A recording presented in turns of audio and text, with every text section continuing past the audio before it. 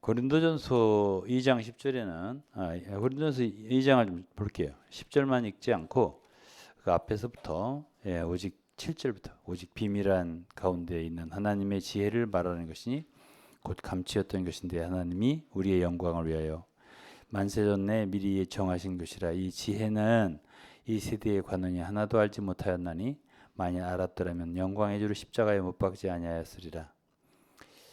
기록된 바 하나님이 자기를 사랑하는 자들을 위하여 예비하신 모든 것은 눈으로 보지 못하고 귀로 듣지 못하고 사람의 마음으로 생각지 못하였다 함과 같으니라. 10절이 중심인데요. 오직 하나님이 성령으로 이것을 우리에게 보이셨으니 성령은 모든 것 곧 하나님의 깊은 것이라도 통달하느니라. 여기에 하나님의 깊은 것이라는 단어가 있습니다. 근데 이제 사람을 왜 창조하셨나? 짐승과 왜 다르지 사람이? 이것을 한마디 얘기를 오늘 해본다면은 사람은 하나님의 깊은 것을 통달할 수 있어요. 알 수 있다고. 근데 이제 하나님의 깊은 것이 사실 인간의 깊은 것도 알기 어렵거든요. 근데 사람은 하나님의 깊은 것도 통달할 수 있다. 그 사람이라고 하는 것은 알 수 있는 그 깊이라고 하는 것이 무한하죠. 근데 무한한데 그 알 수 있는 그거를 갖다가 역량을 사용하지 못하고 알 것을 알지 못하고 그냥 이 세상에 왔다가 가는 경우가 너무나 많은 거죠. 그래서 오늘은 이 부분을 좀 중점적으로 다루려고 해요. 아까 찬송 인도할 때 우리나라의 뭐 노벨 문학상 작품 얘기도 하고 그랬는데 저는 뭐 그렇습니다. 철학이든지 세상에 문학이든지 또 무슨 뭐든지 보면은 그 세계가 얕아요. 모든 게 얕고 성경에서 얘기하고 있는 그거는 깊은 거예요. 사람 속에 있는 것도 깊은 것을 다루는 게 사람의 영이에요. 영은 사람의 깊은 것을 알 수 있어요. 하나님의 깊은 것도 하나님은 우리 사람은 알 수 있어요. 근데 사람의 육신적인 생각이나 사고로 알 수 있는 게 아니라 성령으로. 그래서 사람은 성령을 받을 수 있는 존재거든요. 그렇기 때문에 사람이 성령을 받으면 하나님의 깊은 것을 통달한다. 이 통달한다라고 한다는 말은 search라고 영어로 해도 되는데 바닷속에서 심해에 그 서치라이트를 키지 않으면 그 보이질 않잖아요. 그 서치라이트를 키는 거야. 서치라이트를 키면은 그 속에 있는 뭐 산호라든가 심해에 있는 고기라든가 모든 것이 다 아름다운 게 다 보이잖아요. 그것처럼 성령께서 우리 속에 들어오시면 하나님의 깊은 것을 다 서치할 수 있다. 이렇게 해석할 수 있는 거예요. 근데 그거는 인간만이 갖고 있는 특권인데 그것은 거듭난 그리스도인만이 갖고 있는 특권 중에 특권이란 말이에요. 그래서 이 세상 사람들은 그 낮은 세계의 사고에서 살다가 그대로 가는 거예요. 그러니까 굉장히 안 된 거죠. 그래서 이제 저는 오늘 이 그리스도는 정말 이 세상에서 아름다운 분이다라고 제가 이제 말씀드리고 싶은데, 베드로전서를 보면은 2장 9절에 복음 전파를 그리스도의 아름다운 덕을 선전하려 하심이라 이런 말씀이 있습니다. 아름다움이라는 말이 있거든요. 디모데전서 1장 14절에도 디모데에게 내 속에 있는 그 아름다운 것을 성령으로 지켜라 그랬어요. 이게 이제 영어로는 트레저라고요. 보물인데 그게 이제 어쨌든 이 세상에 뭐 아름다운 보물, 주얼리 이런 걸 보면은 다 아름답지 않습니까? 그러니까 이 주님이 주신 우리 속에 있는 어떠한 은사, 역량, 또 직분, 말씀, 진리 이런 모든 것들, 성령 이런 것들 다 아름다운 것이에요. 그런 것들을 누리라고, 또 그런 것들을 살아 나타내라고 우리를 지으셨단 말이에요.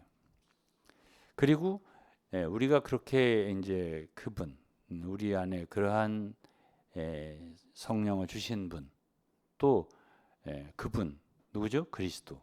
그분이 그리스도가 하나님의 비밀이라는 건 골로새서 2장 2절에 있어요. 하나님의 비밀인 그리스도를 알게 하려 깨닫게 하려 함이라 그랬잖아요. 그러니까 그리스도를 안다면 그것이 바로 하나님의 깊은 것을 아는 거예요. 하나님의 비밀이니까. 근데 그리스도를 아는 게 인간의 생각으로는 알 수가 없다고요. 지성으로 알 수 없다고요. 그래서 갈라디아 1장 16절에 보면 하나님 계시로 알 수 있다 그랬거든요. 하나님이 빛이 있어야 그 아들을 바울이 그랬잖아요. 아들을 내 속에 계시하실 때 계시가 있어야 아들을 안단 말이에요. 그러니까 성령께서 이것을 우리에게 보이셔야 돼요. 그럴 때 우리가 그 아들을 알 수 있고 그 아들은 제가 아까도 말했지만 이 세상에 참 아름다운 분이란 말이에요. 가장. 근데 그 아름다운 분을 우리가 알아간다는 거, 그래서 우리가 지식으로 머릿속으로 알아갈 수 있는 게 아니라고 말씀드렸죠. 그것이 계시가 있어야 된다 그랬는데 이 계시를 우리가 본다는 것이 있지 않습니까?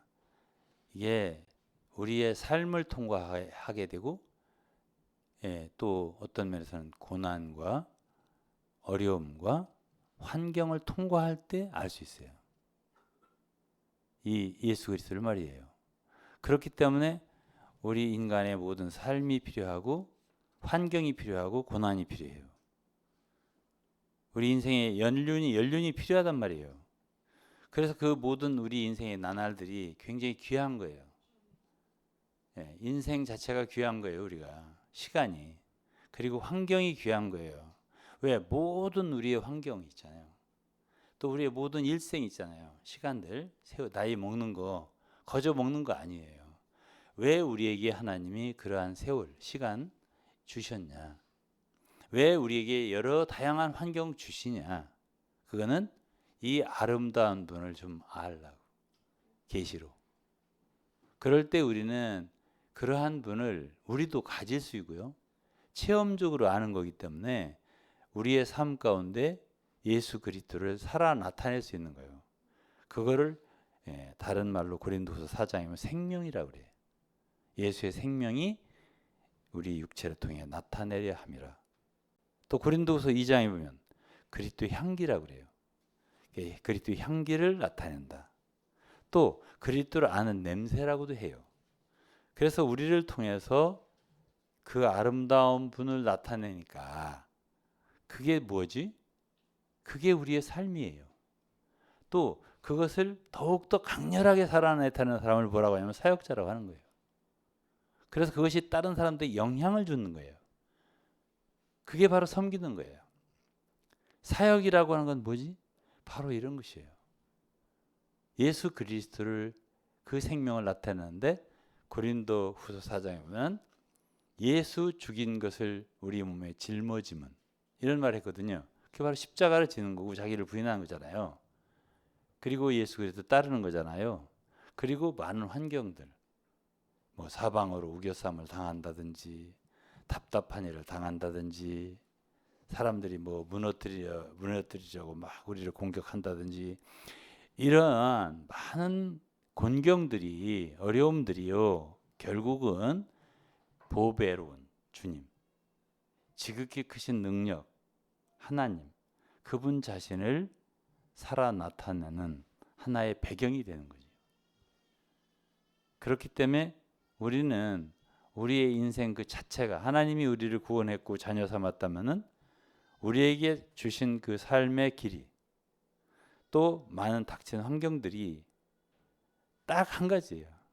의미는 그분을 더 알라고 삶을 통해서 체험을 통해서 아는 거예요. 그럼 우리가 밖에 있는 예수 그리스도를 닮으려고 노력을 해서 닮아지느냐? 절대 안 돼요. 우리에게 주신 성령이 있어야 돼요. 믿음이 있어야만이 그 믿음을 통해서 성령께서 역사해서 우리로 그 지점으로 그분의 분량에 이르기까지 잘하도록 우리를 인도해 주시고 체험케 해 주셔야 우리가 알 수 있지. 살아낼 수 있지 절대 우리의 노력으로는 안 돼요.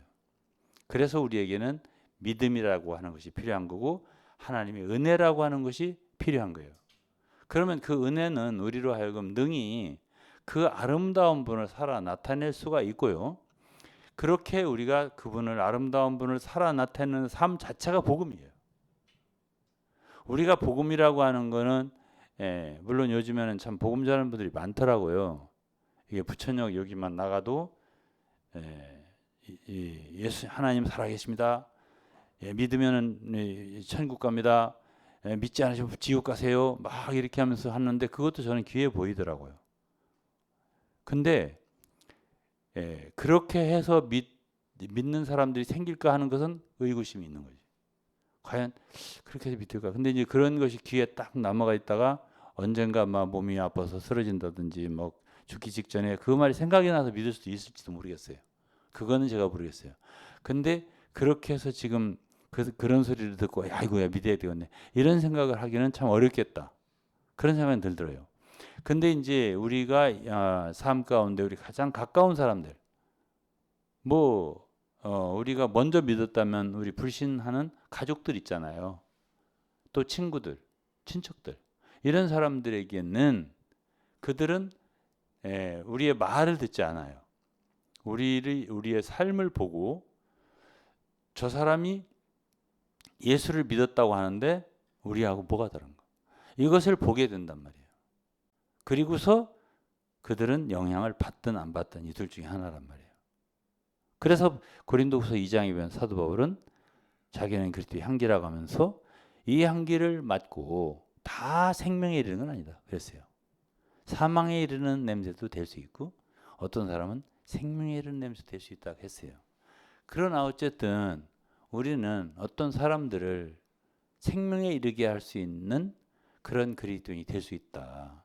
무엇을 통해서죠? 우리의 삶을 통해서지. 근데 우리의 삶은 그냥 이렇게 항상 평탄한 건 아니고 여러 가지 환경이 이렇게 다양한 환경들이 우리에게 몰아닥쳐서 그 속에서 우리로 하여금 주님 어떻게 해야죠? 이런 질문이 항상 우리 속에 의문으로 생기게 돼요. 주님 이런 때 내가 어떻게 말을 해야죠? 주님 이런 때 어떻게 내가 행동을 해야죠? 이게 항상 질문으로 떠오르게 되죠. 예. 그래서 이제 우리는 자 그러면 어떻게 살아야 되나 이렇게 이제 생각이 되죠. 그런데 이제 저는 그리스도인 생활을 오래 했잖아요. 오래 한 사람으로서는 젊은 사람들이나 오래 안 된 분들에게 도움이 될 수 있는 그 무언가가 있는 거예요. 왜? 살면서 아무래도 주님과 더 관계를 깊이 맺어 왔으니까.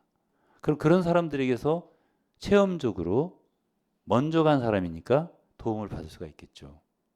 그런데 그것이 에스겔 47장에는 이 얕아요. 처음에는 뭐가? 물이 흐르는 물이 얕아요. 근데 하나님은 계속 청량을 하세요.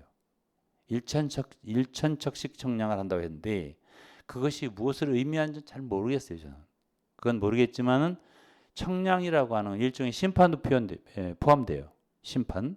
그러니까 우리 삶 가운데 많은 환경들은 어쩌면 우리를 조금씩 우리의 육체랄까, 우리의 어떤 자아랄까 이런 것들을 조금씩 부숴가는 깨버리는 그런 하나의 과정이 아닐까 이렇게 생각을 해요. 근데 이제 그런 과정에서 우리는 조금씩 변해가는 거예요. 또 그리스도를 배워가는 거예요. 삶을 통해 배우는 거지. 그게 일종의 청량이라고 봐도 돼요. 그러면은 그것이 우리가 이제 그런 삶을 1년 살고 2년 살고 3년 살고 이렇게 살 때 어떻게 되겠어요? 우리가 건너는 우리의 발의 밑에 있는 얕은 강물이 청량을 받을수록 깊어진다. 깊어질 수 있다. 이렇게 생각을 해요. 제가 아까도 말했지만 문학이라든가 철학이라든가 이런 걸 이렇게 읽어보면 저도 요즘에 문학 작품 읽어도 보고 시도 노벨 문학상 받은 분의 시도 이제 읽어보고 그러는데 그냥 인간의 머리로 인간의 지혜로 그건 성령의 계시가 없어도 다 알 수가 있어요.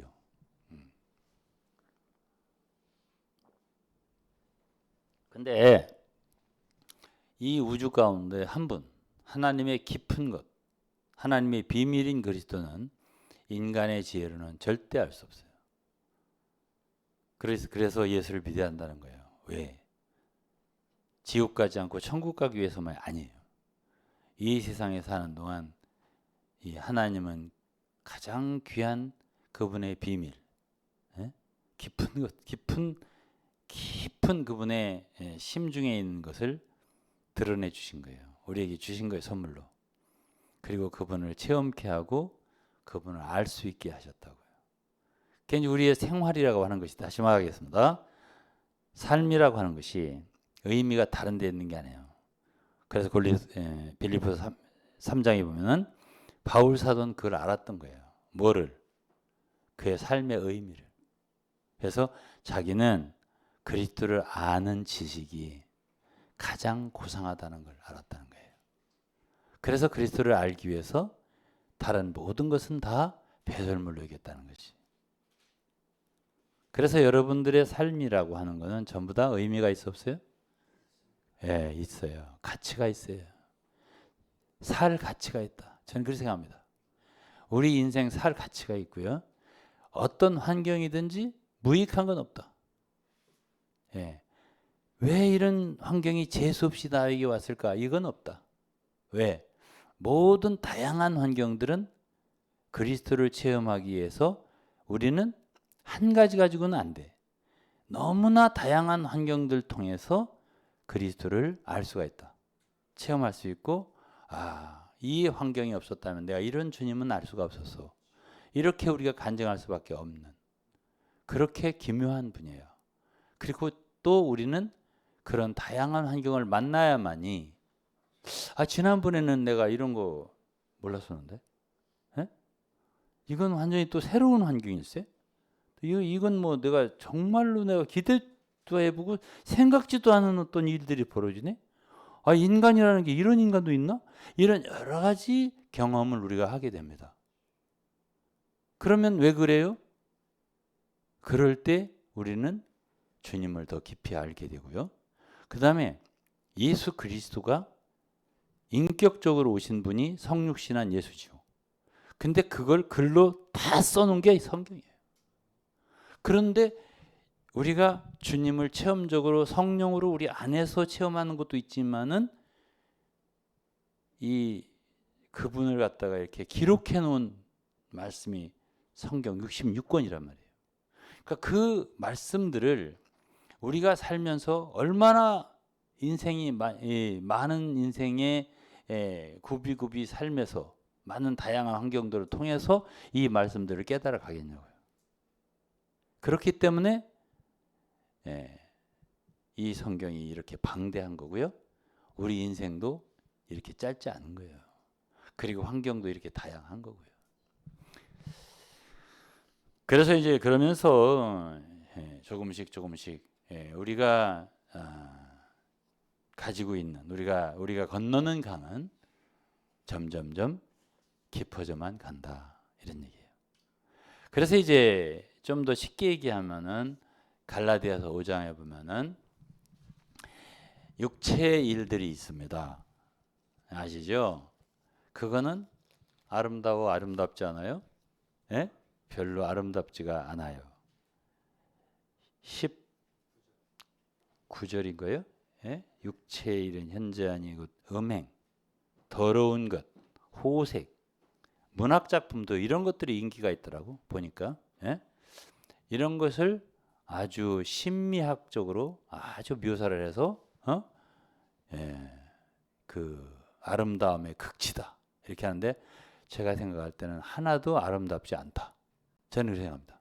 예? 그래서 저 같으면 상 안 준다. 예? 이렇게 생각합니다. 예? 그건 이제 세상이고, 세상이라고 하는 거는 요한일서 5장 19절에 세상은 악한 자에게 처했습니다. 악한 자에게 처했어요. 그러니까 세상의 기준과 하나님의 세계의 기준은 다릅니다. 그러니까 이 모든 것들은 육체의 일들이에요. 그래서 육체의 일은 음행, 더러운 것, 호색, 그리고 우상숭배, 술수, 원수 매는 것, 분쟁, 시기, 분냄, 당짓는 것과 분리, 이단, 투기, 술 취함, 방탕 이런 것들이요. 이런 것들은 절대로 아름다운 것들이 아닙니다. 이러한 인생을 살아낼 때 안 좋습니다. 오늘날 소위 기독교 안에 물론 뭐 음행이라든가 호색이라든가 이런 더러운 죄들 말고도 뒤에 있는 원수를 맺는 거라든가 분쟁, 시기, 당짓는 것 이런 거 있지 않습니까? 이단 이런 것들은 분파를 이루고 우리만이 최고다, 우리만이다 라고 하는 것들이잖아요. 그리고 다른 사람도 원수를 여기고 이런 것들을 아름답게 생각하는 사람들인데요. 좋게 생각하는 사람들인데요. 그건 좋은 게 아니에요. 그건 아름다운 게 아니에요. 그건 그리스도가 아니에요. 하나님의 깊은 속에 있는 게 아니에요. 그런 것들은. 그럼 하나님 깊은 속에 있는 게 뭐죠? 성령의 열매가 나오는데 22절부터예요. 성령의 열매는 오직 성령의 열매라고 했습니다. 사랑, 희락, 그리고 화평, 오래참, 자비, 양선, 양선이라는 착한 거예요. 충성, 온유, 절제. 이런 것들은 다 아름다운 것들이에요. 근데 이런 성령의 열매가 있기 전에 있으려면은 있지 않습니까? 24절이 필요한 거예요.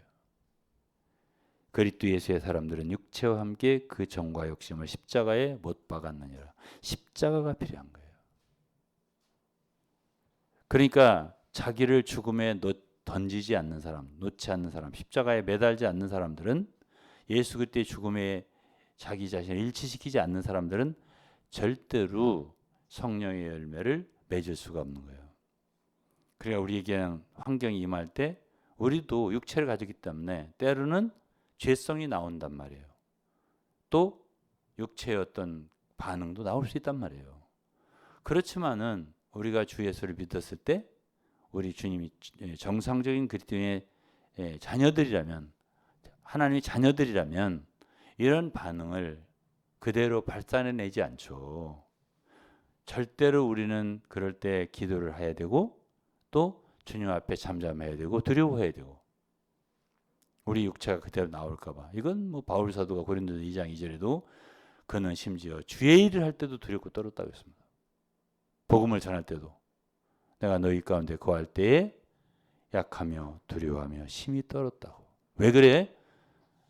내가 여러분들에게 전파할 때 혹시 여러분들의 믿음을 내 지혜로 내 지혜의 말로 세울까 봐. 내 아름다운 말이나 설득력 있는 말로 여러분들의 믿음을 세울까 봐. 나는 정말 두렵고 떨린다. 오직 여러분들의 믿음을 오직 성령의 능력 위에 세워야 된다. 성령께서 역사하셔서 여러분들의 믿음을 세워야 되고 반석 위에 여러분들의 믿음을 세워야 되는데 행여나 내 인간의 지혜의 말로 설득력 있는 말로 성경을 가르쳐서 교회를 세우게 될까 나는 너무너무 두렵다. 아니 이렇게 주의 종이 하나님의 참 신실한 사역자가 사도가 그것도 세상 일도 아니고 주의 복음을 증거하는 일을 할 때 이렇게 두렵고 떨었다면은 우리의 일상생활에서 우리가 얼마나 범죄하기 쉽습니까? 육신을 가진 우리가 얼마나 우리의 삶에서는 두려워 떨어야 되겠습니까? 한마디를 한다고 할 적에 저는 심지어 부부간에도 그렇더라고요. 내가 이런 말을 아내에게 할 수 있는 말인가 생각하게 되더라고요. 또 가까운 사람들에게도 마찬가지예요. 그렇게 한마디 한마디를 조심하고 두려워하지 않으면 함부로 말을 하게 된다고요. 그런 모든 함부로 하는 말들이 쌓일 때 습관이 되고요. 그런 습관들이 결국은 그 사람의 인격을 형성하게 된다고요. 그럼 그런 말을 듣는 사람들은 저런 사람이 예수 믿는 사람이요? 전혀 향기를 느끼지 못합니다. 그리고 전혀 여기에 있는 성령의 9가지 열매는 맺을 수가 없습니다.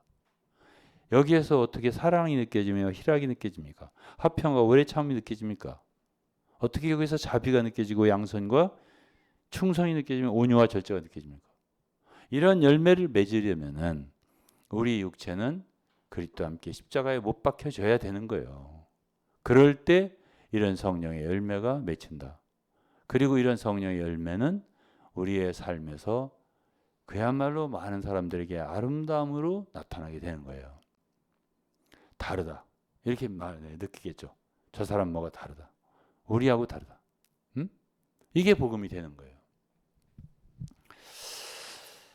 예, 제가 요한일서 5장을 좀 읽어보겠습니다. 아까 제가 얘기했죠. 온 세상은 악한 자에게 처해 있다고.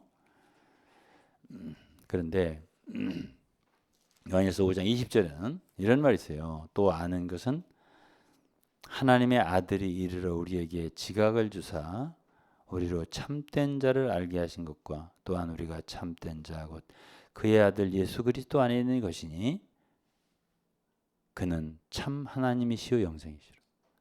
이 말 참 쉽지 않은 말이에요.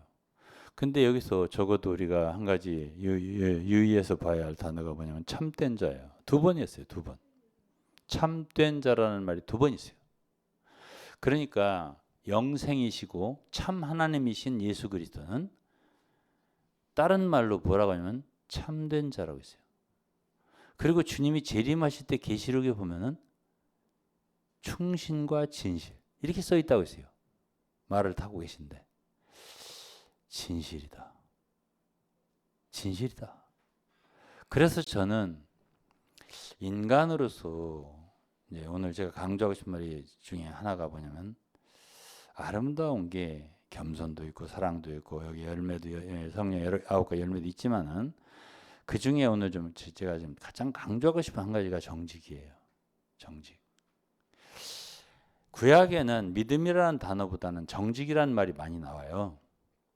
왜 그러냐면은 정말 그 사람이 정직하다면 하나님을 믿게 돼요. 그래서 신약에서는 정직이라는 단어보다는 믿음 그리고 깨끗한 양심 이런 말을 많이 써요. 깨끗한 양심이라고 하는 게 바로 정직이에요. 그래서 저는 아름다운 그리스도인이 되기 위해 우리가 정말 그리스도를 생명으로 살아내는 그리스도인이 되기 위해서 저는 오늘 저녁에 많은 성도 여러분들과 정직이라는 한 단어를 나누고 싶은 거예요. 정직이란 뭘까요? 예? 제가 이 그리스도인 세계에 참 40년, 50년 있었는데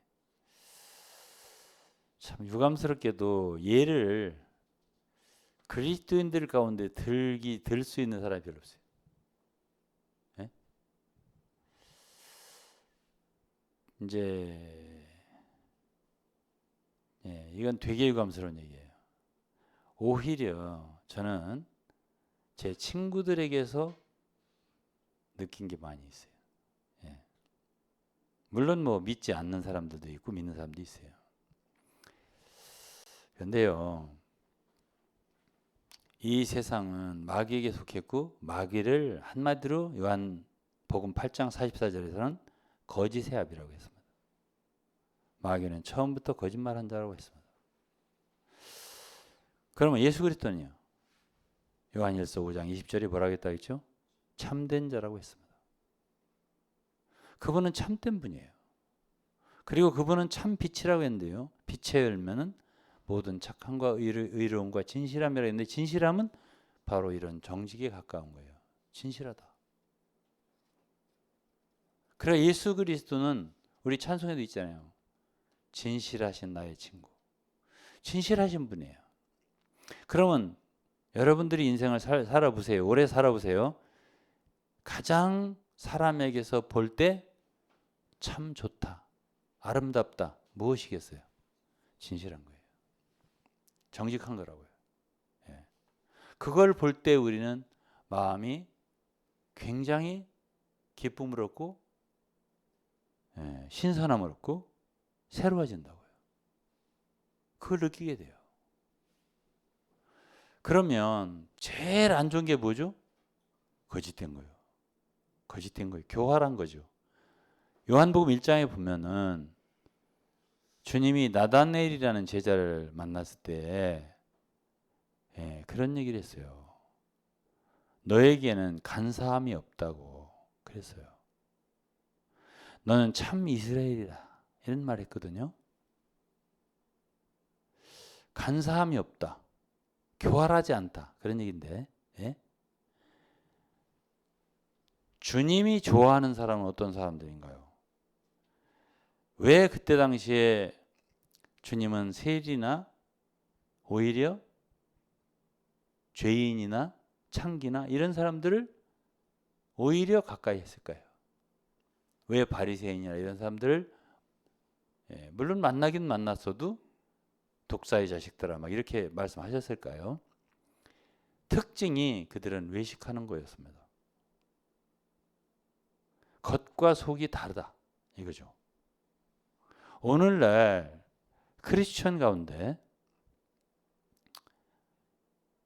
참 유감스럽게도 저는 진실한 그리스도인들을 많이 보지를 못했습니다. 정직하게 나는 바로 그래 라고 자기 속을 그대로 드러내는 사람을 별로 못 봤어요. 이것이 제가 유감스러운 것입니다. 그래서 제가 예를 들 수 있는 사람이 크리스찬 가운데 저 접촉한 사람들이 크리스찬이 많잖아요. 근데 없고 딱히 생각나는 사람이 없어요. 딱 생각나는 친구가 하나 있는데 고등학교 친구예요. 그 친구는 지금 거의 거동을 못해요. 파킨슨 병 때문에. 움직이지 잘 못해요. 이제는. 점점 오그라들어가지고. 그 친구가 파킨슨이 와서 말도 잘 어눌하게 할 때가 한 10년 전입니다. 그때 이제 우리가 한 두 명 정도가 식당에서 그 친구를 만난 적이 있어요. 그때도 말을 이렇게 원활하게 못했어요. 근데 제가 그때 그 친구하고 무슨 얘기를 고등학교 때 제일 친했어요. 제가 그 친구하고. 우리 유사라는 알아요. 누군지. 성이 오시고. 근데 제가 그 친구하고 만나고서 헤어질 때 어떤 느낌이냐면 느낌이 서리를 맞은 것 같아요. 제가. 서리를 맞은 느낌 아세요? 예? 제가 반성이 되는 거 있죠. 너무 사람이 깨끗한 거예요. 예?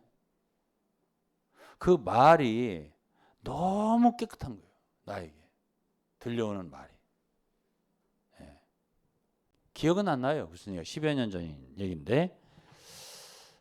야. 근데 원래 고등학교 때도 그랬어요. 애가. 착했고. 근데 이제 기억난 한 가지는 그런 소리를 기억이 나요. 뭐 다른 친구들은 유 목사가 왜 목사가 됐는가 이렇게 의아심을 갖는데 나는 그렇게 생각하지 않아요. 당연히 유 목사는 목사가 될 사람이라고 생각해. 이 말 하나는 기억이 나고요. 나머지는 기억이 안 나요. 근데 그 말에서 내가 느껴진 건 아니에요. 그 말 한마디에서 느껴진 건 아니에요. 이렇게 쭉 이야기를 하는데 그 이야기에서 이 사람이 무슨 희망이 있겠어요. 유전이에요. 그 파킨슨 같은 것도 보니까. 왜 그 형도 그랬고요. 똑같아요. 근데 그 아들이 또 그런 거예요. 아들 결혼식 때 내가 갔었거든요. 한 6, 7년 전 됐어요. 그때 그 환하게 웃는 그 부인하고 말은 잘 못해요. 내 친구가 왔다고 부인한테 얘기하면서 환하게 웃는 그 아들은 이 신랑 입장을 탁 들어가는 아주 잘생겼더라고요. 제 친구도 잘생겼었어요. 그랬는데 그 아들도 그렇다는 걸 제가 최근에 들었거든요. 그러니까 그 친구는 그러한 유전적인 요인을 가지고 그런 속에 있기 때문에 인생에 대한 어떤 뭐 의미도 없어요. 맛도 없고 의욕도 없고. 그런데 사람은 착해요. 그래가지고 이제 그 친구는 책을 많이 읽는 사람이 원래 고등학교 때부터 그랬어요. 문학 청년이었으니까 책을 읽어서 한 권씩 요약해서 보내줘요. 요약해서 보내줘. 이거를 수년간 해요 나한테. 예. 그렇게 했는데 이제 점점 못하더라고요. 그냥 못한 지가 한 7, 8년 넘었죠. 예. 그래서 이제 그 친구 생각이 하나 나고요. 사람이 정말 정직하고 진실하고 순수하려면 저 정도는 돼야 한다는 생각이 들더라고요. 제가 아니 소리 맞은 기분이더라니까요. 제가. 예? 그다음에 두 번째는 또한 한두 친구 얘기를 들 수 있는데 하나만 들을게요. 한두 친구 더 들 수 있는데 하나만 예를 들을게요. 제가 어쨌든 고등학교 동창 회장이잖아요. 지금 현재. 제가 한 번은 이제 한 얘기는 들었을 테고 제가 이제 농담으로 예수님에 대해서 얘기했다고 화를 낸 적이 있다고 했죠. 그 얘기는 들었을 테고 그냥 그 얘기는 안 할 거고 두 번째 한 번 또 화를 낸 적이 있어요. 제가 굉장히 화를 냈어요. 제가 예, 우리 동기들 그 회장단 방이 한 5명 6명 있어요. 단톡이 그때에 제가 어떤 일이 있어서 네, 여러분들 모임에 안 가겠다. 안 가겠다. 무슨 어떤 내가 마음이 상했어요. 그 이유는 말할 것도 없고. 그리고 제가 이게 좀 업셋이 될 때는 분명히 이유가 있죠. 이유 없이 제가 화를 내는 사람 절대 아니니까. 그리고 거의 정당한 이유가 분명히 거기에는 있는 거죠. 그렇게 해서는 안 된다. 이거지. 그거는 뭐 여기 아들 목사님도 계시고 여러분도 있지만은 제가 맥없이 그냥 화를 내는 사람이 아니잖아요. 그러니까 거기에는 이유가 있을 거 아니겠어요. 근데 이제 내가 화를 낸 사람은 A라는 사람인데 제 친구 큰 기업을 하는 회장님이 하나 있습니다. 그 친구가 밤 새벽 한 1시쯤 됐을 텐데 전화를 했어요. 그때 이제 서로 괴로우니까 잠도 잘 못 자는 그런 상황이었어요. 강원도에 전화를 했어요. 강원도에 이제 별장이 자기 이제 별장이 있고 유 목사님 내가 미안해. 내가 잘못한 거야. 이거는 그 친구가 아니야. 그러는 거야. 어? 그러면서 이제 이런저런 얘기를 하더라고요. 용서하라. 나더러 그러더라고. 제가요. 사람이 있지 않습니까? 친구잖아요. 저는 그때 예수님에 대해서 농담을 했다가 내가 불쾌하게 했을 때 사과하라 우리 집에까지 왔었잖아요. 그랬던 친구예요. 두 번째 이것이. 참 제가요. 왜 우리 그리스도인들은 이렇게 못할까? 그런 생각이 드는 거예요. 왜 이렇게 못할까? 그래서 내가 그 순간 다 용서했습니다. 그랬더니 그 친구가 정작 내가 화를 내던 나에게 잘못했던 그 친구가 제가 모임에 나오세요 회장님. 제가 만나서 또 사과드리겠습니다. 이렇게 썼어요. 나에게 또 사과할 것 없다. 내가 모임 가겠다. 이것으로 됐습니다. 이렇게 하고 제가 갔습니다. 모든 것이 끝났어요. 저는요. 이것이 믿지 않는 친구들과의 속에서 일어난 일입니다. 저는 우리 그리스도인들은 이보다 더 정직하고 참되고 진실하고 의롭고 기뻐한다고 생각합니다. 그런데 왜 이런 게 되지 못할까? 제가 제 한두 가지 간증을 하겠습니다. 제가 봉천동에 있을 때 경제적으로 되게 어려웠었습니다. 그 누구에게도 제가 경제적으로 어렵다는 말 한 적이 없습니다. 뭐 물론 교회에서는 저에게 그걸 뭐라고 하지? 사례비를 응당 주지 못하셨고, 예. 제 삶에서도 예, 먹고 사는 문제보다도 참 어렵더라고요. 그때 당시에. 그런데 그것도 이제 동기 얘기네. 유감스럽게도. 동기가 우리 교회를 다녔었어요. 지금은 고인이 됐습니다. 그것도 유감스러운 일이에요.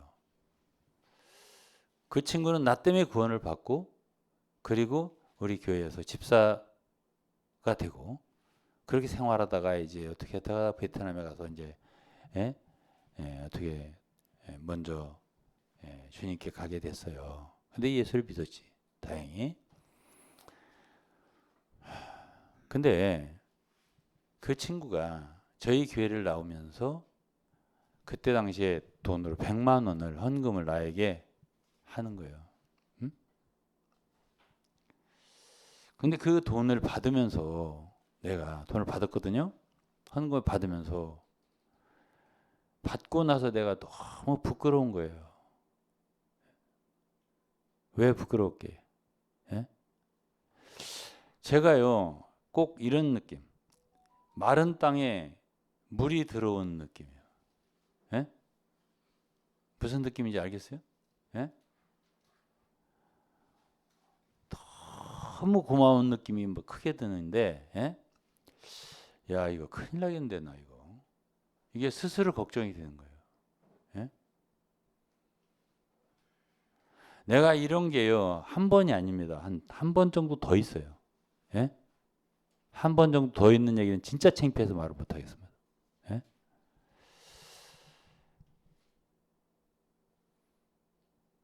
그래서 이거는 하나님의 종으로서의 느낌이 아니다. 라는 생각이 들더라고요. 이게 그냥 주님께 감사함은 예, 이렇게 주님이 이렇게 공급을 해주셔서 정말 감사하다 정도는 돼야 그건 맞은 느낌 같아요. 근데 어, 이 너무 필요한 돈이 나에게 너무 필요한데 그냥 그 뭐랄까요? 어? 아예 그냥 안 주면 뺏을 정도의 어? 그렇게 받아지는 거예요. 되게 창피하더라고요. 제가 그 창피한 그 마음을 수치스러운 마음을 어떻게 표현할 길이 없어요. 제가 그 잊혀지지를 않아요. 그게 벌써 10년도 넘은 일인데도 잊혀지지를 않아요. 음? 내가 이렇게 살아서는 안 되는데 이런 생각이 내가 들더라고요. 그런데 어쨌든 이제 제가 말했잖아요. 우리가 다 연약함이 있어요. 연약함이 있어서 이렇게 그런 느낌이 전혀 없는 초월한 존재는 전혀 아니에요. 제가 살아보니까 그래요.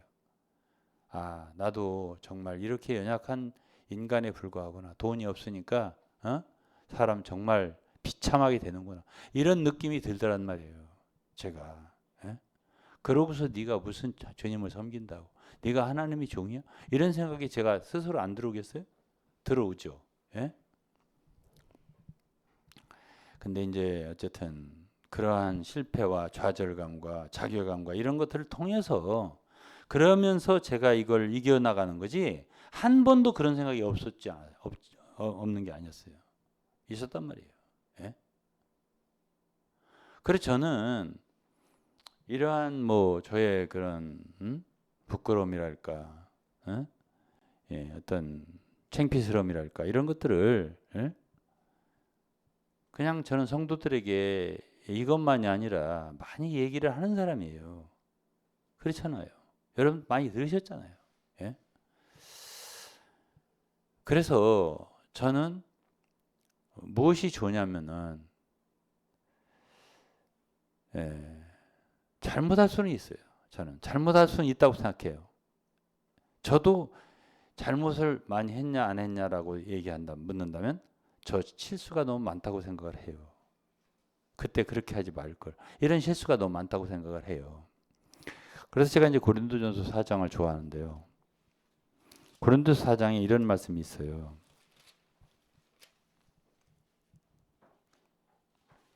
4장 1절인데 사람이 마땅히 우리를 그리스도의 일꾼이요 하나님의 비밀을 맡은 자로 여길지어다. 그리고 맡은 자들에게 구할 것은 충성이니라. 너희에게나 다른 사람에게나 판단받는 것이 내게는 너무 작은 일이라. 나도 나를 판단치 아니하노니. 내가 자책할 아무것도 깨닫지 못하나 그러나 이를 인하여 의롭다함을 얻지 못하노라. 다만 나를 판단하시니 주시니라. 바울도 당시에 많은 사람들의 비판을 받았어요. 그렇게 비난을 당할 때에 바울은 그로 인해서 나는 의롭다. 하나님 앞에 이렇게 말을 안 했어요. 나는 나를 의롭다고 말하지 않겠다. 이렇게 말했어요. 그러나 내가 자책은 또 안 한다. 이랬어요. 예? 자책하지는 않는다. 그렇다고 해서 내가 의롭다는 말은 아니다. 나를 판단하실 이가 있으니 그는 그리스도고 주님이 오실 때는 우리의 깊은 생각의 모든 것을 다 아실 것이고 주님께서 각 사람의 그 마음에 따라서 칭찬하실 것이고 상을 주실 것이다. 이렇게 표현하셨거든요. 그러면 우리가 생각할 때 우리가 자잘못한 것 가지고 주님이 심판할 것 같지만은 주님은 사람의 의도를 보세요. 왜 그랬을까? 그때 왜 그랬을까? 이런 걸 본단 말이에요. 실수가 있을 수 있죠. 잘못이 있을 수 있어요. 그러나 왜 그랬을까? 베드로를 생각해 보시죠. 3번 주님을 부인했습니다. 주님이 베드로를 다시 만났을 때 그 얘기 안 했습니다. 너 그렇게 장담하더니 3번 나를 부인했잖아. 어? 그 말 안 했어요. 그 말 안 한 걸 보면은 분명히 저도 잘못한 거를 주님이 아실 거예요. 그때 이거를 했잖아. 너 잘못했잖아. 저는 그렇게 저한테 책하지 않을 거라고 생각해요. 그러나 주님을 위해서 내가 정말 그 선한 뜻을 가지고 한 여러 가지 일에 대해서는 기억을 하실 거라고 생각해요. 제가 그렇게 생각해요. 예. 그러나 마귀는 어떻게 하느냐? 그 잘못한 거 한 가지 한 가지를 붙들고서 욕을 하는 거죠. 비난하는 거고 비평하는 거예요. 근데 그걸 그리스도인이 그렇게 한다니까요. 예? 근데 우리 친구들은요. 예수를 안 믿는데도 그런 소리를 안 해요. 예? 아니 나는 이 얘기를 묻고 싶어요. 아니 왜 예수를 믿죠? 제가 가끔 우리 저 예수 믿는 친구들한테 하는 말이에요. 왜 당신 예수를 믿어? 예? 우리 서로 정직하자고 믿는 거 아니야? 우리 진실 듣자고 예수 믿는 거 아니야? 우리 왜 이러지 진짜? 예? 이런 소리를 제가 할 때가 있어요. 그래서 저는 주 예수님이 왜 마태복음 18장 19장에 보면은 천국은 이런 자의 것이니라 하면서 누구를 내세웠죠? 예, 그렇지. 그럼 어린아이가 뭐가 좋은데? 어린아이 같이 되는 게 뭐같이 되는 건데? 예? 어린아이는 천진난만해요. 응? 그리고 순진해요. 아무래도 순진해요. 어린애들이. 단순하단 말이에요. 예?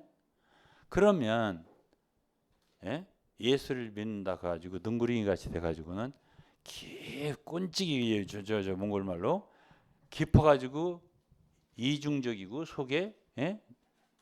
겉에 다르고 말하는 거 다르고 이렇게 하고 마귀가 머리가 7개인데 어떤 때는 이쪽에 있는 머리가 나오고 어떤 때는 이쪽에 있는 머리에 있는 게 나오고 이렇게 하는 거는 이건 마귀에 속한 거지 이건 어린아이가 아니에요. 그런 어린아이 하나도 없어요. 그건 이미 어린아이가 아니에요. 예? 그러니까 이 마태복음 천국복음인데 주 예수님은 천국을 이 땅에 가져오신 분이잖아. 그럼 주님은 천국을 아셔요. 왜? 그분 하늘에 계셨던 분이잖아요. 천국에서 오신 분이에요. 그러니까 천국을 잘 알지. 천국이 어떤 분위기인지를 잘 알지. 예? 어떤 사람들이 있는 곳인지 잘 알지. 예? 그러니까 어린아이들이 오는 걸 막 막았잖아요. 제자들이.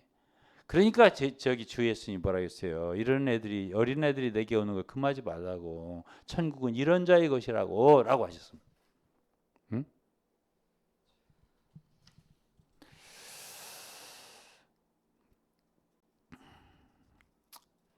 예, 한두 가지 더 얘기하고 마치겠습니다. 빌립보서 1장을 읽어보면 바울은 그랬어요. 우리가 선한 것이 있다. 우리가 선한 일을, 착한 일을 하는 게 중요하다는 얘기는 바울 사도가 많이 했어요. 이거는 고린도후서 8장 9절에도 있을 겁니다. 하나님이 우리에게 은혜를 주신 것은, 또 우리에게 넉넉하게 우리에게 공급을 주시는 것은 우리로 하여금 착한 일을 많이 하게 하려고. 착한 일을 하는 게 주님은 우리에게 은혜를 주시는 목적이란 말이에요. 근데 오늘날 많은 사람들이 착한 일하고는 관계가 없이 소위 하나님의 경륜을 이룬다, 또는 무슨 뭐 활력 그룹을 한다, 섞인다 뭐 하면서 또 얘기가 나오기 시작하는데 그 얘기 안 할까요? 그럼 다른 얘기 할게요. 그래서 그렇게 한다고 해서 이 착한 일들을, 선한 일들을 이렇게 경시하는 경향이 있어서 하는 말이에요.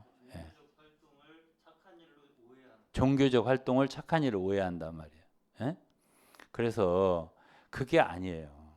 그게 아니고, 이 착하고 아름다운 일은 예를 들어서 참 성경에서 요셉 이야기를 한번 읽어보세요. 창세기 50장에 그는 형들한테 팔렸어요. 그렇게 가진 고생을 했어요. 굴에도 들어가서 죽을 뻔했다가 상고에게 팔려갖고, 미디안 상고에게 팔려가지고 보디발 집에서 참 가정 집사일 하고, 그리고 감옥에 또 잘못해서 갇혀서 2년 동안 고생하고, 이런 여러 가지 일을 하다가 어떻게 꿈을 해몽을 잘해갖고 애굽의 총리가 됐잖아요. 그랬을 때 이제 그 꿈대로 7년 풍년에 7년 흉년 이런 게 왔고, 그 말대로 바로가 총리를 시켜가지고 곡식을 겉옷 보관했다가 나눠주고 이런 일을 했잖아요. 이게 창세기 나오잖아요. 그래갖고 그 가나안에 있는 가족들, 아버지를 포함해서 형들이 다 자기가 꿈꾼 대로 와서 절을 하잖아요. 요셉 앞에. 근데 이제 아버지가 돌아가셨어요. 50장에 야곱이 돌아가셨단 말이야. 그때에 형들은 요셉이 보복할까봐, 그래서 이제 자기가 요셉을 속이잖아요. 아버지가 살아계실 때 절대 보복하지 말라고 했다는 식으로 했잖아요. 그러니까 이제 그 요셉이 돌아서서 울었다는 거야. 그 얘기를 듣고. 그러고서 형들아, 그로 인해서 염려하지 말라고. 여러분들이 나를 그렇게 하셨지만 하나님께서 나를 먼저 보내신 거라고. 사실은 여러분들을 봉양할 거라고 내가 이렇게 말하잖아요. 소위 이런 게 착한 거예요. 이런 행동. 구약에 이런 행동들이 많죠. 에스더도 그랬잖아요. 자기 민족을 구원하기 위해서 왕이 금호를 내밀지 않으면 가면 죽어요. 전부 다 왕비라도. 근데 자기 민족이 위기에 빠졌을 때 내가 죽으면 죽으리라 하고 왕에게 나가서 자기 민족을 다 살렸다는 거 아닙니까? 그게 불임절이잖아. 이런 스토리들이 성경에 있고, 그런 사람들의 선행에 의해서 많은 사람들이 유익을 얻는 거예요. 그럼 우리의 지금 나도 뭔가를 비판하고 있잖아요. 악한 일이다, 어둠의 일이다 이러잖아요. 근데 그것이 어둠의 일일지 아니면은 수많은 생명들을 구원하는 일일지는 그날에 가봐야 돼요. 그렇지 않겠어요? 예? 그럼 나를 비판하는 건 아주 옳은 것처럼 생각을 하는데 그것은 악한 일이 될 수도 있어요. 그렇죠? 예. 왜 그러냐면은 하나님이 기뻐하시는 일을, 하나님이 그렇게 해서 많은 사람 영혼을 살리는 일을 방해하고 막는 거, 이거는 죄거든요. 예. 그래서 이런 선악간의 일들을 갖다가 잘 분별해서 주와 함께 동역하는 것이 중요하다. 제가 이렇게 말을 하고 싶네요. 사실 주 예수님이 신약에서 하신 많은 일들도 그분이 하신 건 다 아름답고 선한 일들이에요. 아니 뭐 그냥 베드로가 예수님을 지키겠다고 그 대제사장의 그 뭐죠? 너 하속인가? 귀를 베어버렸잖아요. 그때 그 귀를 치료해 주시면서 십자가로 나아가는 길이에요. 근데 그 길이 그러면서 이것까지 참아라 이렇게 하시고 그분은 원수를 사랑하라고 하셨고 십자가에 매달려 돌아가시기 전에도 저들을 용서해 주십시오. 저들이 무엇을 하는지 몰라서 그러고 있다고. 우리 주 예수님은요. 용서를 70번씩 7번씩 뭐 용서하라고 이 가르치신 분만이 아니고요. 원수를 사랑하라고 가르치신 것만 아니라 그분이 그렇게 원수를 사랑하셨단 말이에요. 예? 그렇게 말씀하실 뿐 아니라 행했단 말이에요. 그러면 우리의 이러한 모든 행함들이 쌓여서 그렇죠? 그것이 그리스도의 향기가 되고 빛이 되고 복음이 되는 거예요. 그리고 그 사람 일생이 되는 거란 말이에요. 그래서 저는 이제 다 말을 했습니다. 그래서 우리 그리스도인들은 무엇보다도 이제 주 예수님도 그렇고 주 예수님도 굉장히 담백한 분이에요. 제가 한두 군데만 읽어드릴게요. 시간이 이왕 갔으니까. 요한복음 18장을 보면은 우리가 좀 이해하기 약간 좀 어려운 부분들이 있습니다. 주님이 대제사장에게 신문을 당하시는 광경이 요한복음 18장 19절에서부터 있어요. 대제사장이 예수에게 그의 제자들과 그의 교훈에 대해 물으니 예수께서 대답하시되 내가 드러내었고 세상에 말하였다 쭉 얘기하시고 성전에서 가르쳤다 등등. 그러면서 21절에 어찌하여 내게 묻느냐 내가 무슨 말을 하였는지 들은 자들에게 물어보라 이랬어요. 그러니까 22절에 곁에 있는 사속 하나가 손으로 예수를 쳐서 때렸다는 얘기죠. 네가 대제사장이 이렇게 말하냐 하니까 대답하느냐 하니까 23절에 예수님이 뭐라고 했냐면 내가 말을 잘못하였으면 그 잘못한 것을 증거하라. 잘하였으면 내가 어찌하여 나를 치느냐 하시더라. 자, 여러분 23절을 잘 이해가 가요? 예수님이 이런 말을 왜 하셨을까? 아무 말도 하지 말고 그게 더 멋있을 텐데. 이런 생각 안 나요? 읽을 때. 저는요. 이렇게 이해가 잘 안 가는 부분에서 빛을 얻을 때가 많아요. 예수님은요. 정말 사람이에요. 정상적인. 인간 같은 얘기를 하는 거예요. 그냥. 어린아이 같잖아요. 주님은 너희들이 어린아이 같아야 천국에 들어간다 그랬습니다. 어린아이 같으시잖아요. 왜 때리냐? 내가 뭘 잘못했냐? 이렇게 말씀하시는 거예요.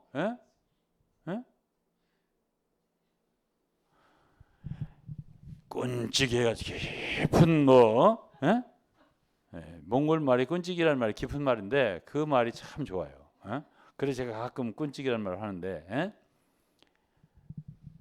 그렇게 거짓말하지 말고 사람 속이지 말고 그대로 있는 그대로 나 좀 마음이 상했어 이대로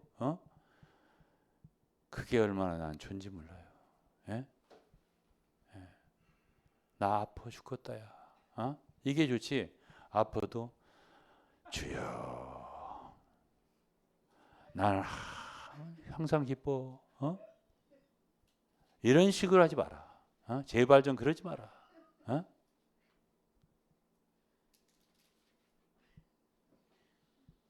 아프면 아야 할 줄도 좀 알고.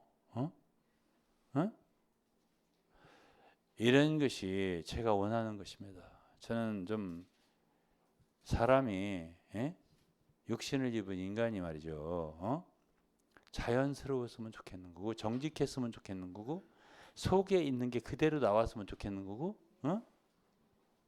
제발 좀 위선을 떨지 말고 외식을 떨지 말고 가식으로 살지 마라. 그런 가운데서 그리스도가 나와야 돼요. 그런 가운데서. 저는 그게 진실이라고 생각을 합니다.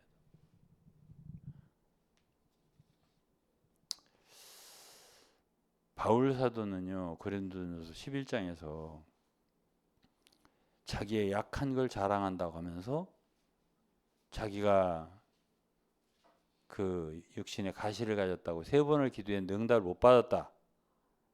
대신 은혜를 주셨다고 그랬어요. 그런 얘기하면서 여러 가지 나의 약한 것, 곤란한 걸 자랑한다고 하고, 마지막에 11장 마지막에 내가 도망갈 때에 아리따 왕의 방백이 날 잡으러 올 때에 거기가 그 무슨 다메섹인가요? 도망갈 때에 광주리를 타고 도망갔다. 내가 기적적으로 천사가 옥문이 풀리고 뭐 야단이 나고 일어나갖고 내가 말이야 알았어 몰랐어 내가 이렇게 놀라운 사람이야. 이런 식으로 안 하고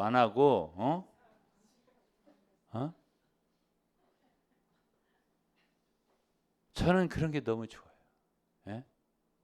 그러면서 12장에도 자랑한다고 하면서 내가 최고봉의 계시를 받았다 이렇게 안 하고 그렇게 안 하고 내가 그리스도 안에 한 사람을 아노니 내가 나를 위하여 자랑하지 않겠다.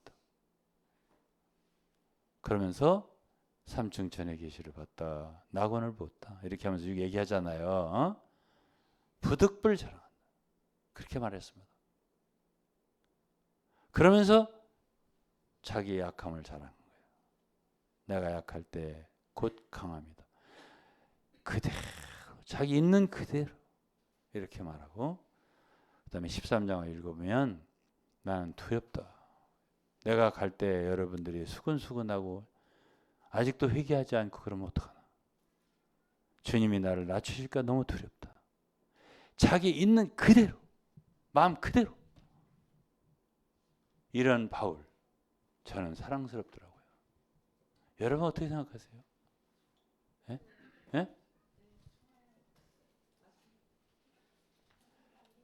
그러면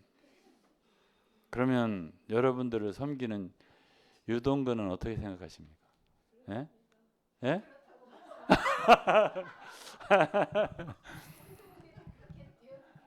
예? 예? 예, 그렇죠. 예. 예. 저는 오늘 있는 말씀 여기까지 전하고요. 예, 마지막으로 찬송 한두 곡 부르고 마치도록 하겠습니다. 예. 이런 말씀도 메시지가 되는지 모르겠습니다만은 주님의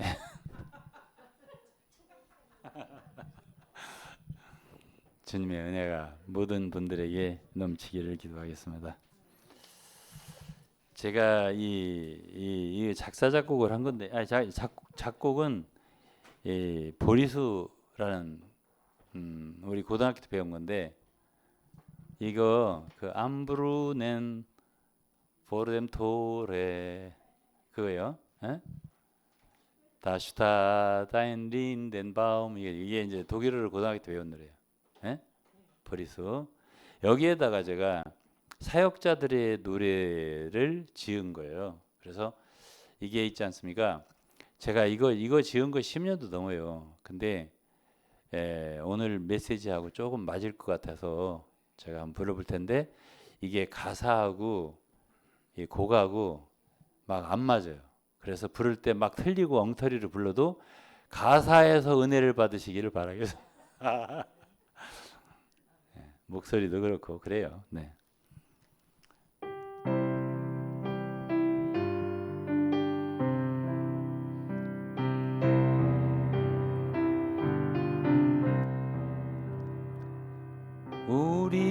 우리는 예수만 알고 십자가만 안다네.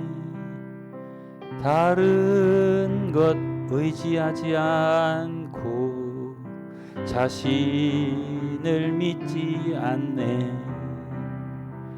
구변과 학식도 의지하지 않고 언제나 연약하며 두려워하며 떨며 나아가 섬기네.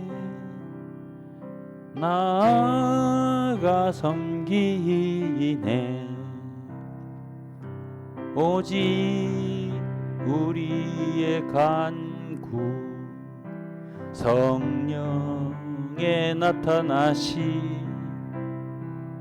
내 능력 신뢰하지 않고 지혜도 믿지 않네. 성도들 믿음이 하나님의 능력에 세워질 수 있다면 우리 그것을 원하며 나아가 섬기네. 나아가 섬기네. 우리는 긍휼을 얻어 심고 물 주지만 오직 자라게 하시는 이는 하나님뿐일세. 우리는 하나님 동역자들이요 너희는 농장과지 너희 안에 주의 식물 자라며 꽃 피네. 집으로 건축되네. 우리는 주님의 손에 죽이기로 작정된 자 천사와 사람들에게 구경거리 되었네. 우리는 주로 말미암아 미련하고 연약하나 많은 이의 합이 되어 축복하고 권면하네. 축복하고 권면하네. 지금은 사람들의 날 비방하고 모욕하나 주 오실 때 모든 진실 다 드러남일세. 주님 우리 마음뜻 다 아실 것이니 눈물 닦아주실 주님 맘 다해 섬기세. 맘 다해 섬기세. 아멘. 네, 역시 이 멜로디를 잘 못 맞춰서 죄송합니다. 피아니스트가 괜찮대요. 그러면 좀 익숙한 노래 하나 더 부르고 마치죠. 찬송은 우리 유사라 선교사가 좀 불러주실래요? 내가 하모니카를 불어볼게요. 80 찬송가 88장 복음성가 말고 88장은 이제 주님이 아니 89장으로 부를까? 샤론의 꽃에서 이제 아름다운 분이니까 주님이 그걸로 해서 마무리하죠. 그거를 제가 찬송가를 제가 하모니카로 불러볼게요. 이게 우리에게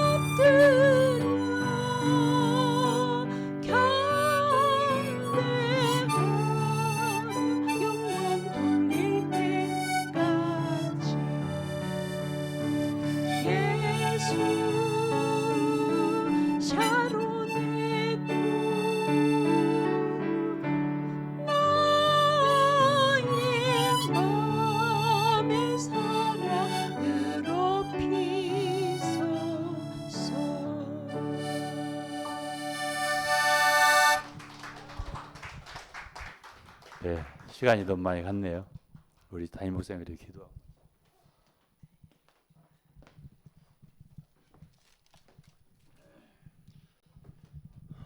네. 오늘 저희 주신 말씀 따라 저희 마음속에 정직한 영을 새롭게 하여 주시기를 간절히 축원합니다. 네.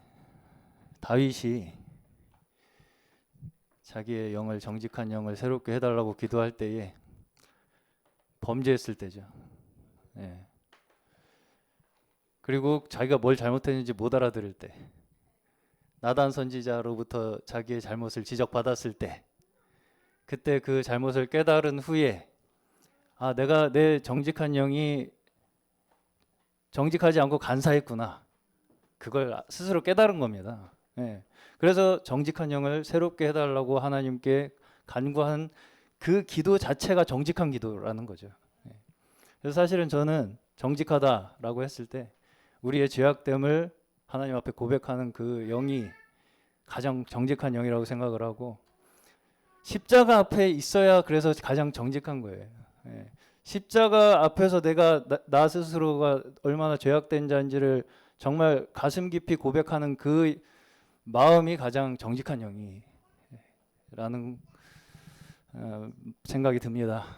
네. 그것이 우리의 간사하지 않은 마음이라고 생각이 들고요. 또 하나님의 말씀이 우리에게 왔을 때 아, 그것이 우리의 생명이고 우리의 정말 진정한 진리구나 라는 그 우리의 인정함, 나단 선지자로부터 잘못을 지적받았을 때 아, 내가 그게 나구나 라고 하는 그 마음을 깨달은 그 자체, 우리가 그런 마음을 가질 수 있다는 거, 그것이 우리의 정말 참 그리스도인으로서 가져야 할 정직한 우리의 기도가 아닐까 그렇게 생각이 듭니다.